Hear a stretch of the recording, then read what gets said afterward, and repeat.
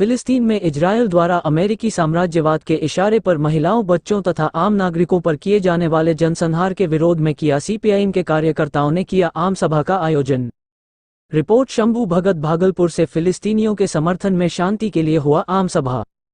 फिलिस्तीन में इजरायल द्वारा अमेरिकी साम्राज्यवाद के इशारे पर महिलाओं, बच्चों तथा आम नागरिकों पर किए जाने वाले नरसंहार के विरोध में तथा फिलिस्तीनियों के समर्थन में आज सीपीआईएम ने आम सभा का आयोजन किया। इसमें सीपीआईएम के दर्जनों कार्यकर्ताओं ने अमेरिका के साम्राज्यवाद के इशारे पर यह नरसंहार जल्द बंद करने की बात कही, वहीं शांति बहाल करने की बात कही। सभी आम सभा में उपस्थित लोगों ने पूरे मुल्क में भाईचारे व मिल्लत की बात कहते हुए कहा कि इस युद्ध को जल्द से जल्द समाप्त किया जाए। ये कहीं से सही नहीं है। कोई भी युद्ध का परिणाम आम आवाम के लिए सही नहीं होता, उसे क्षति ही पहुंचती है। वही लोगों ने आतंकवादियों के खिलाफ लड़ने की बात कही, न कि एक दूसरे मुल्क के लोगों के साथ लड़ने की बात कही।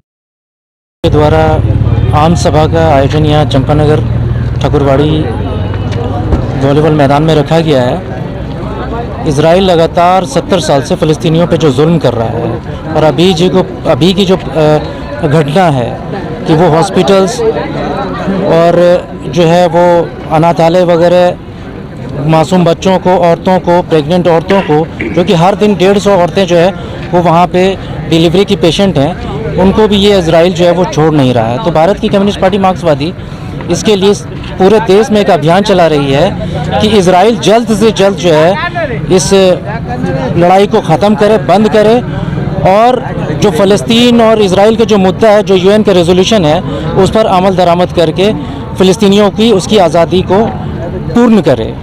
फ़लस्तीन की आज़ादी तक जो है वो संघर्ष चलता रहेगा हमारा।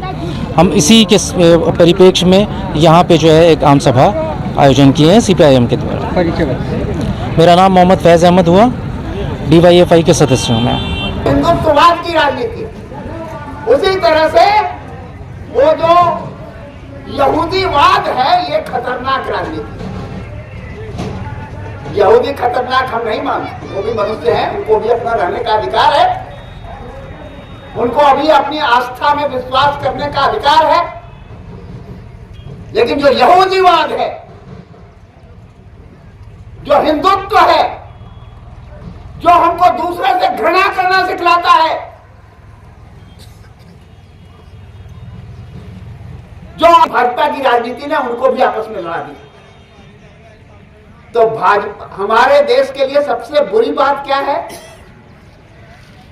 कि 7 तारीख को जब घटना घटी, हमारे प्रधानमंत्री का दिल बहुत ज्यादा पिघल गया। उन्होंने तुरंत ही स्टेटमेंट जारी किया कि हम इजराइल के साथ हैं।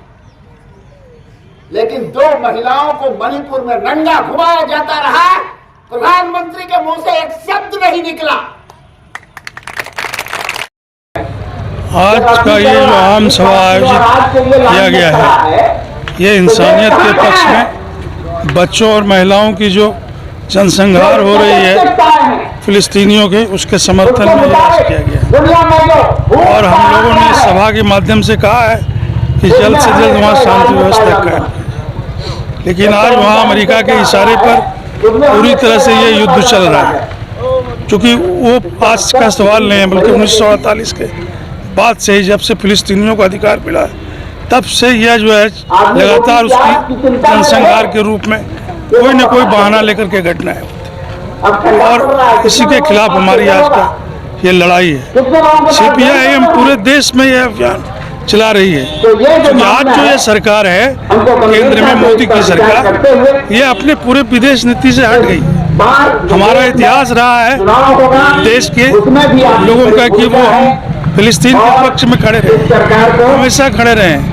जिसमें संयुक्त राष्ट्र संघ में मान्यता दिलाने का सवाल हो, उसमें हमारा सबसे पहले से, लेकिन आज उससे हट रहा है यह सरकार। इसीलिए यह देश जो है, देशवासियों को भारत का जो है इकट्ठा होना होगा इस सवाल पर।